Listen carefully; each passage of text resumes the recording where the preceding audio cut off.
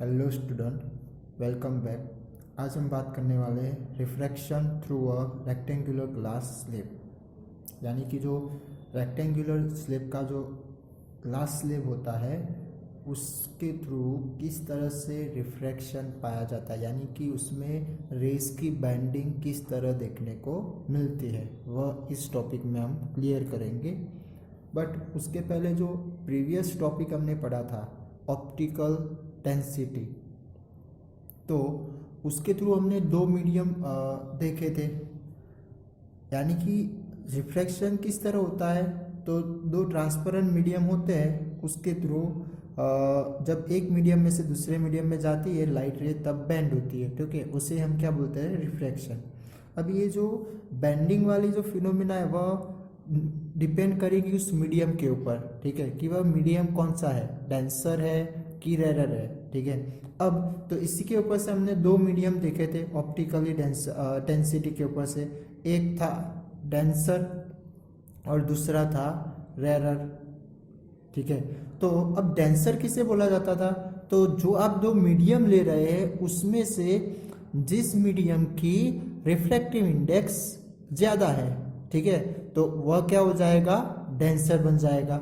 And उसके अलावा जो दूसरा मीडियम बाकी बचा तो वह क्या बोला जाएगा, रेरर मीडियम बोला जाता है, ठीक है। अब इसी के साथ साथ हमने ये भी देखा था कि जब डेंसर मीडियम में से रेरर मीडियम में जब लाइट रे पास होती है तो उसकी स्पीड किस तरह होगा, यानी कि वह स्पीड हायर बन जाती है या फिर लोअर बन जाएगी। तो डेंसर यानी कि एक कैसा मीडियम बन जाएगा, ट्रैफिक वाला, और रेरर यानी कि बिना ट्रैफिक वाला, ठीक है। तो जब ट्रैफिक में से कोई व्हीकल बिना ट्रैफिक यानी कि हाईवे जैसे रोड पर जाएगा तो क्या हो जाएगा, वह उसकी स्पीड इंक्रीज होगी, यानी कि डेंसर के कंपेयर क्या हो जाएगी, हाई हो जाएगी। क्या, तो उसकी स्पीड, ठीक है, यानी कि हायर बन जाती है एज कंपेयर टू डेंसर, ठीक है। अब इसी के साथ साथ जब रेरर मीडियम में से डेंसर मीडियम में जब लाइट रे पास होती है तो उसकी स्पीड कैसी हो जाएगी, लोअर हो जाएगी, ठीक है, किसके कंपेयर, जो रेरर मीडियम है उसके कंपेयर, ओके। एंड देन हमने ये भी देखा था कि जब डेंसर मीडियम में से रेरर मीडियम में लाइट रे पास होती है तो वह किस तरह बैंड होती है, तो बैंड अवे टू नॉर्मल, क्या हो जाएगा, बैंड अवे टू नॉर्मल, यानी कि नॉर्मल से वह दूर बैंड होती है या फिर रिफ्रैक्ट होगी, okay. And then rarer medium में से डेंसर मीडियम में जाती है तो वो क्या होता है, band towards the normal, okay. तो ये सब आपने अगले पिछले टॉपिक्स में आपने देख लिया था, ओके। तो अब इसी के साथ साथ अब यहाँ पर ये भी देखा कि ये डिपेंड्स जो करता है वह किसके ऊपर करता है, तो वो जो उसकी स्पीड चेंज होती है उसके ऊपर कर रहा है। यानी कि ये जो बैंड हुआ नॉर्मल की ओर बैंड हुआ या फिर नॉर्मल से दूर बैंड होता है, ओके, तो वह किसकी वजह से, तो जब लाइट रे जो होती है वह एक मीडियम में से दूसरी मीडियम में जब पास होती है तब उसकी जो स्पीड होती है वह स्पीड में क्या हो जाता है, चेंज हो जाता है। तो ये चेंज होने की वजह से वहां पर क्या देखने को मिलता है, हमें रिफ्रैक्शन देखने को मिलता है। यानी कि मान लो कि कुछ आपको ऐसा क्वेश्चन बोल दे कि right the causing of the refraction of light, या फिर what is the basic cause of refraction of light, तो अब इसका आंसर क्या आएगा कि the what is basic cause of reflection of light, तो रिफ्लेक्शन होने का मेन रीजन या फिर कॉज क्या है, तो हम क्या लिख सकते हैं, बिकॉज ऑफ स्पीड चेंज, हाँ, चेंज ऑफ द स्पीड, जब क्या होगा, the change of the speed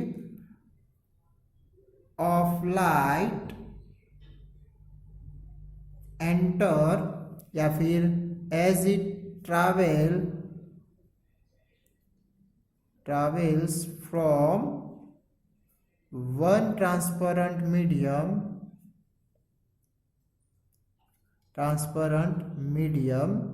to another। ठीक है, तो जब भी कोई लाइट रे एक मीडियम में से दूसरे मीडियम में ट्रांसफर होती है तो उसकी स्पीड क्या हो जाती है, चेंज हो जाती है। तो ये जो लाइट की स्पीड जो चेंज हुई, लाइट रे की स्पीड, उसी की वजह से हमें क्या देखने को मिलेगा, रिफ्रैक्शन ऑफ लाइट। यानी कि इसी की वजह से लाइट रे थोड़ा बहुत नॉर्मल की ओर बेंड होगा या फिर नॉर्मल से दूर, अवे फ्रॉम नॉर्मल। ठीक है, तो ये तो हमने आगे के टॉपिक में देख लिया था। अब हम बात करते हैं ये रिफ्रैक्टिव जो रेक्टेंगुलर ग्लास के थ्रू रिफ्रैक्शन कैसे देखने को मिलेगा वह देखते हैं। ओके, तो इसमें भी अब ये जो रेक्टेंगुलर ग्लास स्लेब हमें देखना है वह एक फिगर के थ्रू ये पूरा समझेंगे।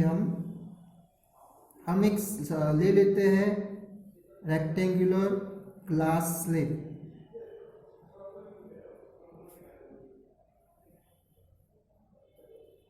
तो हम एक रेक्टेंगल ही ड्रॉ कर देंगे, उसके एंगल बता देते हैं ABCD। ओके, अब हम सपोज कर लेते हैं कि ये AB जो साइड है उसके ऊपर कोई लाइट रे इंसिडेंट हो रही है। क्या हो रहा है, कोई एक लाइट रे इंसिडेंट हो रही है। ठीक है, अब ये जो लाइट रे है वह इंसिडेंट हो रही है, और कहाँ पर इंसिडेंट हो रही है, वह AB इंटरफेस के ऊपर। ठीक है, अब आप यहाँ पर देख सकते हैं कि हमने ये क्या ड्रॉ किया है, तो एक रेक्टेंगुलर ग्लास स्लेब। ठीक है, अब ये एक हो गया ग्लास का मीडियम। ठीक है, और उसके सराउंडिंग क्या हो जाएगा, एयर का मीडियम हो जाएगा। यहाँ पे भी एयर एंड यहाँ पर भी एयर देखने को मिलेगी, यानी कि हम वहां पर उसके सराउंडिंग क्या होगा, एयर होगी। ठीक है, तो आप यहाँ पर देख सकते हैं कि लाइट रे कहाँ से कहाँ एंटर हो रही है, तो एयर में से ग्लास में। ठीक है, अब इसी के साथ साथ ये ट्रांसपेरेंट है ग्लास ले, तो इसकी वजह से क्या होगा, वह पास भी, यानी कि एक साइड से दूसरी साइड वह पास हो जाएगी। ठीक है, तो अब वह किस तरह से पास होती है या फिर उसके अंदर किस तरह का रिफ्रैक्शन हमें देखने को मिलेगा वह देखते हैं। तो अब यहाँ पर हमारे पास दो मीडियम तो मिल गए। ठीक है, बट इसमें से अब कौन सा मीडियम डेंसर बनेगा और कौन सा मीडियम रेयर बनेगा, तो वह पता करना हो तो क्या करना पड़ेगा, जो इसका रिफ्रैक्टिव इंडेक्स है वह याद होना चाहिए। तो रिफ्रैक्टिव इंडेक्स कितना है, तो एयर की बात करें तो वह है 1। ठीक है, वैसे उसका एग्जैक्ट वैल्यू क्या है, तो 1.0003। ठीक है, बट हम नॉर्मली उसे किससे दिखाएंगे, 1 से दिखाएंगे। एंड जो ग्लास की रिफ्रैक्टिव इंडेक्स है वह कितनी है, तो 1.52।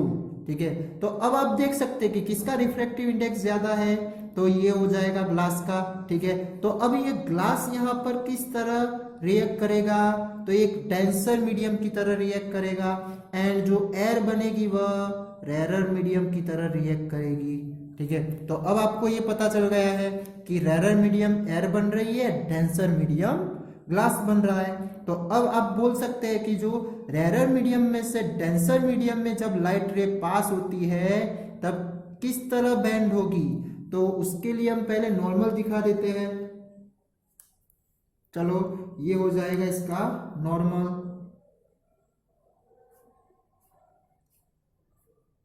ठीक है, अब इसी के साथ साथ मान लो कि यहां पर ग्लास स्लेब ना होता तो ये रे क्या हो जाती, सीधी पास हो जाती। ठीक है, स्ट्रेट लाइन में पास हो जाती, यानी कि कुछ इस तरह से।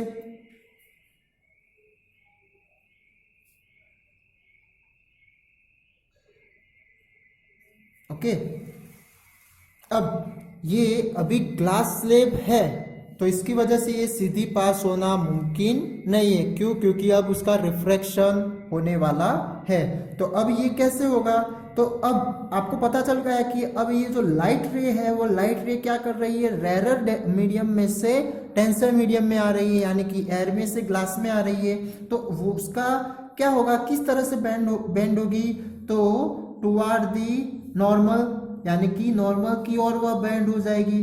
ठीक है, तो इसकी वजह, इसी के साथ साथ जो उसकी स्पीड होगी रेरर में से डेंसर में आए तो वह भी क्या हो जाती है, कम हो जाती है।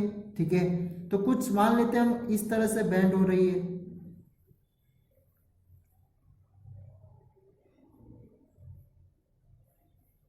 ठीक है, अब इसी के साथ साथ अब ये क्या होगा, दूसरी इंटरफेस सरफेस जो है उसके ऊपर वह इंसिडेंट हो रही है, यानी कि फर्स्ट टाइम ये ए बी वाली इंटरफेस के ऊपर इंसिडेंट हुआ जब एयर में से ग्लास में आया, अब वह ग्लास में से एयर में भी निकलेगी।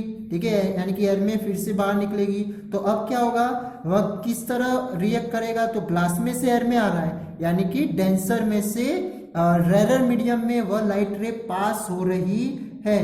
तो अब उसका नॉर्मल से कौन सी डायरेक्शन में बेंड होगा, तो वह हो जाएगा किस तरह, तो वह नॉर्मल से दूर भागेगी।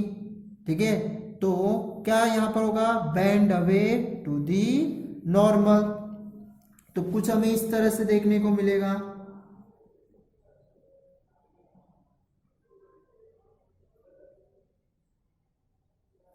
ठीक है, तो ये बात हो गई कि जब भी कोई लाइट रे रेक्टेंगुलर ग्लास स्लैब में से पास होती है तो उसका रिफ्लेक्शन किस तरह देखने को मिलता है, तो हमें दो सरफेस, दो इंटरफेस है, उनके ऊपर दो टाइम उसका क्या होगा, रिफ्रैक्शन देखने को मिलता है। अब इसमें जो जो टर्म्स है वो कौन से है वह दिखा देते हैं। तो चलो, जो फर्स्ट इंसिडेंट रे है उसका नेम दे देते हैं।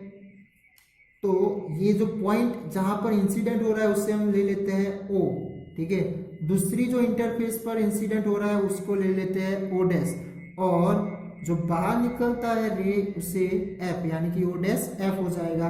ओके, इसी के साथ साथ एंगल जो बन रहा है, कौन सा angle, normal and incident ray के बीच का, तो वह हो जाएगा, इसे हम लिखेंगे I1।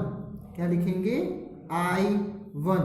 अब ये 1 क्यों लिखा, क्योंकि यहाँ पर दो इंसिडेंट एंगल बन रहे हैं, एंगल ऑफ इंसिडेंट, एक यहाँ पर भी बन रहा है। क्यों, क्योंकि ये जो इंटरफेस है तो उसके ऊपर ये रे इंसिडेंट हो रही है, तो यहाँ पर भी एक क्या बनेगा, इंसिडेंट एंगल बनेगा, यानी कि एंगल ऑफ इंसिडेंट, वह उसे क्या लिखेंगे, I2 लिखेंगे, ये वाला जो बीच में एंगल बन रहा है वह। इसी के साथ साथ यहाँ पर क्या बन रहा है, refracted angle, angle of refraction बन रहा है। ठीक है, तो उसे क्या लिखेंगे, R1, angle of R1। And एक दूसरा भी एंगल बन रहा है तो उसे क्या लिखेंगे हम, तो एंगल R2। ओके, तो ये बात हो गई इसके टर्म्स की। तो कौन से टर्म्स देखे इसके अंदर, तो एक हो गया इंसिडेंट रे, कौन सी, EO। ठीक है, ये हो गई इंसिडेंट रे नंबर 1। फिर नंबर 2, ये कौन सी रे हो जाएगी, तो वह हो जाएगी रिफ्रैक्टेड रे, रिफ्रैक्टेड रे, और उससे लिखना हो तो O डैश। ठीक है, नंबर 3, अब ये रे है वह भी एक क्या है, रिफ्रैक्टेड रे ही है। ठीक है, बट इसे रिफ्रैक्टेड रे ना कहते हुए उसे दूसरा क्या बोला जाता है, तो इमर्जेंट रे भी बोला जाता है। कौन सा रे, इमर्जेंट रे। ओके, तो इमर्जेंट रे, और उसे O डैश F, वह उसके पॉइंट कौन से है, O डैश F। ठीक है, इसी के साथ साथ ये जो नॉर्मल हमने दिखा है उसे भी नाम दे देते हैं, MM dash and NN dash, तो वह क्या हो जाएंगे, normal, MM dash NN dash, तो वो क्या है, नॉर्मल है। ठीक है, तो अब उसके एंगल की बात करते हैं, तो एंगल कौन से हुए, तो I1 एंड, यानी कि एंगल ऑफ इंसिडेंस। चलो, एंगल ऑफ इंसिडेंस, तो एंगल ऑफ इंसिडेंस यानी कौन से बन रहे हैं, एक I1 जो कौन सी सरफेस के ऊपर बन रहा है, ए बी इंटरफेस के ऊपर, ठीक है। और इसी के साथ साथ दूसरा कौन सा बन रहा है, तो I2 बन रहा है, वो कौन सी सरफेस के ऊपर, CD सरफेस, यानी कि CD इंटरफेस के ऊपर, ठीक है। CD means glass and air वाला इंटरफेस है, and AB means air and glass वाला इंटरफेस है। बात समझ में आ रही है, क्योंकि ये क्या हो रहा है, एयर में से ग्लास में आया, और जब CD इंटरफेस में क्या होगा, ग्लास में से एयर में निकल रहा है, ओके। तो वह दोनों डिफरेंट है। इसी के साथ साथ अब एंगल ऑफ रिफ्रैक्शन, तो एंगल ऑफ रिफ्रैक्शन कौन से है, तो वह एक हो जाएगा R1, ठीक है। और ये जो R2 है उसे एंगल ऑफ रिफ्रैक्शन ना बोलते हुए क्या बोला जाएगा, तो यहाँ पर इस रे को क्या बोला, इमर्जेंट रे। कौन सा रे बोला, इमर्जेंट रे, तो इससे क्या बोला जाएगा, एंगल ऑफ इमर्जेंस। क्या बोला जाएगा, एंगल ऑफ इमर्जेंस। तो उसे R2 भी लिख सकते हैं और अकेला E के नाम से भी मेंशन कर सकते हैं, ओके। तो ये सारी बात हो गई इसके टर्म्स के लिए, ओके। अब इसी के साथ साथ आप यहाँ पर देख सकते हैं कि यहाँ पर ये जो इंसिडेंट रे है उसने मैंने क्या किया, थोड़ा आगे की ओर दिखाया है, ठीक है। और इसी के साथ साथ ये जो इमर्जेंट रे बनी, वो दोनों की बात करें तो वह एक दूसरे से क्या हो रहे हैं, एक पैरेलल पास हो रहे हैं, यानी कि एक पैरेलल मूव होते हुए ऐसा हमें देखने को मिल रहे हैं, ठीक है। तो इसकी वजह से इनके बीच में जो डिस्टेंस बनता है, ये वाला O पॉइंट से लेकर ये जो लाइन हमने इंसिडेंट रे को दिखाई है उसके ऊपर चलो एक पॉइंट ले लेते हैं L। तो ये जो O' L वाला जो डिस्टेंस बना, उस डिस्टेंस को क्या बोला जाएगा, तो O' L is equal to lateral displacement बोला जाता है।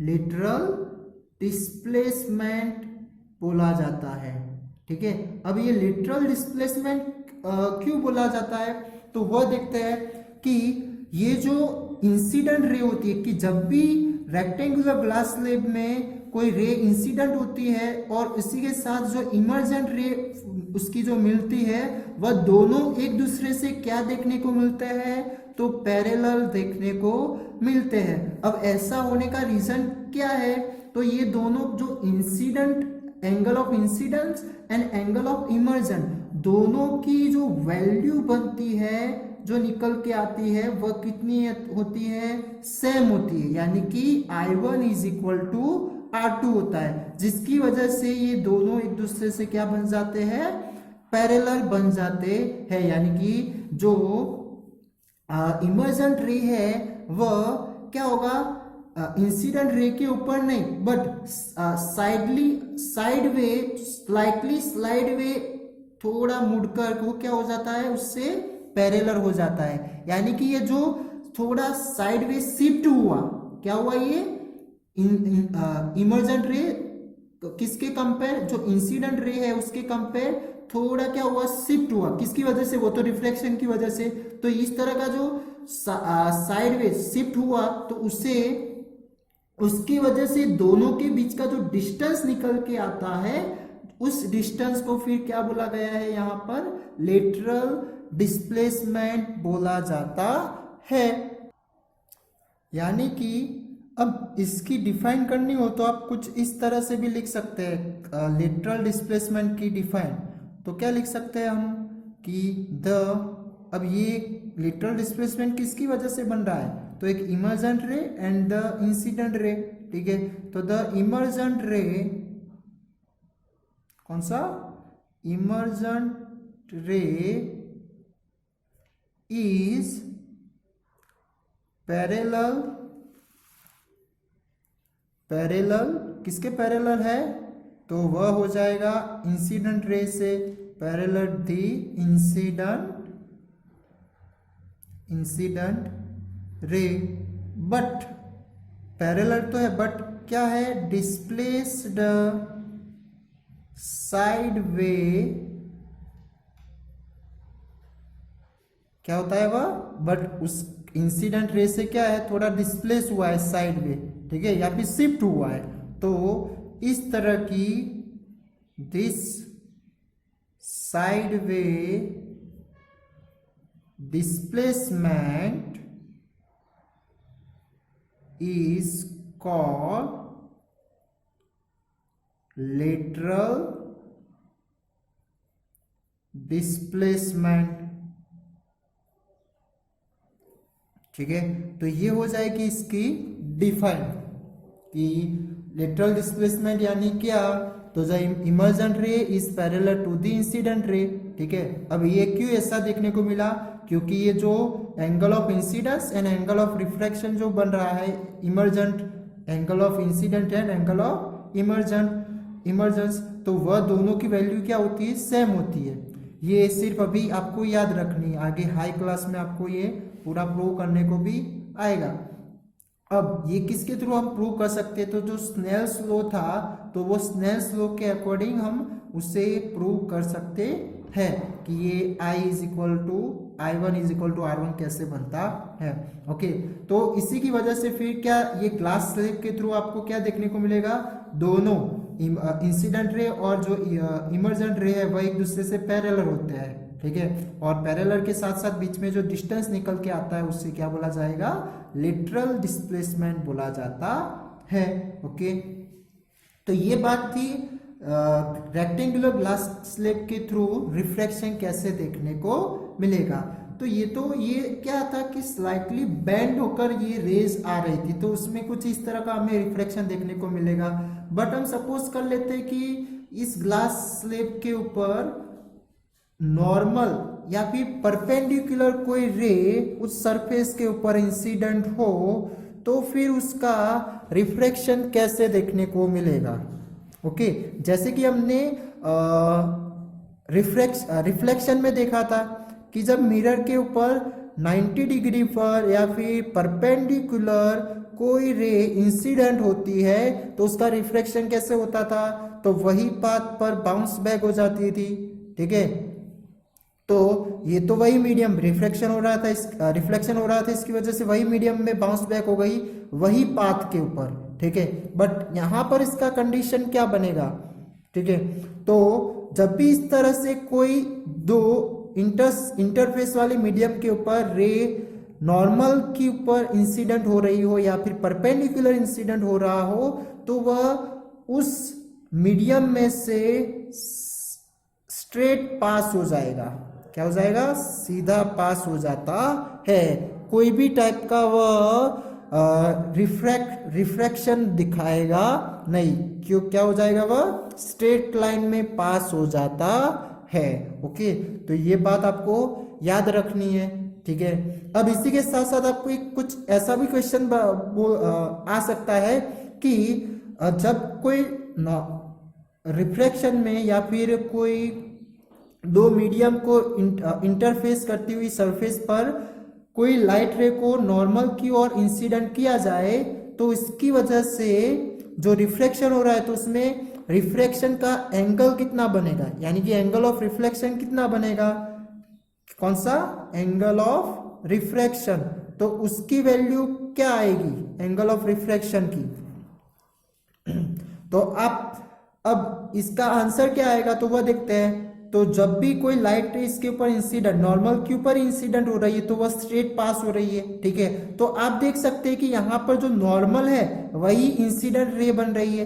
ठीक है, और वही उसकी क्या बन रही है, रिफ्रैक्शन भी बन रहा है। ठीक है, तो इसमें कोई भी टाइप की बेंडिंग देखने को मिली नहीं है। जैसे जब कोई एक मीडियम में जब लाइट रे पास होती है तो उस तरह एक स्ट्रेट लाइन में पास होती है, तो इसी तरह जब नॉर्मल के थ्रू कोई इंसिडेंट रे इंसिडेंट होती है तब क्या होता है, वह दोनों मीडियम में से यानी कि क्या होगा, एक स्ट्रेट लाइन में पास हो जाती है। ठीक है, तो अब इनमें कोई एंगल बनेगा नहीं, किसके बीच में, नॉर्मल एंड रिफ्रैक्शन के रिफ्रैक्टेड रे के बीच में कोई भी एंगल बनेगा नहीं। ठीक है, तो इसकी वजह से एंगल ना बने तो क्या लिख सकते हैं हम, 0 डिग्री लिख सकते हैं। ठीक है, तो यहां पर आंसर क्या आएगा इसका, 0 डिग्री। जब इस तरह की कंडीशन हो तो एंगल ऑफ रिफ्रैक्शन क्या बनेगा, 0 डिग्री बनेगा। तो ये शॉर्ट क्वेश्चन में ऐसे क्वेश्चन आ सकते हैं, तो आपको याद रखने हैं। तो आज हमने बात किया कि रेक्टेंगुलर ग्लास स्लैब में किस तरह से रिफ्लेक्शन पाया जाता है और उसके अंदर कौन से नए टर्म्स देखने को मिलेंगे। तो कौन से टर्म्स देखने को मिलेंगे, तो हमें एक नया टर्म्स देखने को मिला इमर्जेंट रे, उसके ऊपर से एंगल ऑफ इमर्जेंस, एंड दूसरी कौन सी बात देखने को मिली, लेटरल डिस्प्लेसमेंट। तो लेटरल डिस्प्लेसमेंट क्या है, तो वह हो जाएगा जब इंसिडेंट रे और इमर्जेंट रे एक दूसरे से पैरेलल होते हैं। तो पैरेलल क्यों हुए, क्योंकि वह थोड़ा शिफ्ट हो गया है, डिस्प्लेस हुआ है उसके कंपेयर तो साइड वे में, ठीक है।